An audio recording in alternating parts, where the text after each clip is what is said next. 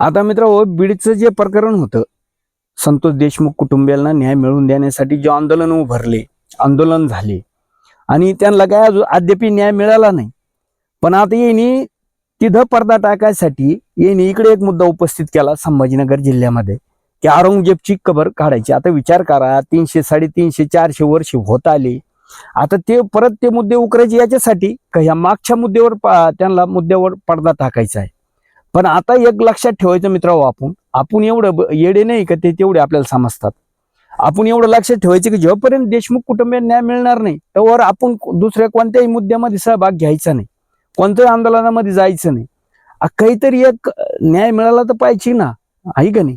एक गरीब कुटुंबाची इतकी दुरावस्था झाली, त्याचा करता धरता पुरुषाला एवढं बेरहम हे नाही मारलं, त्याचा कोणी विचार करायला तयार नाही.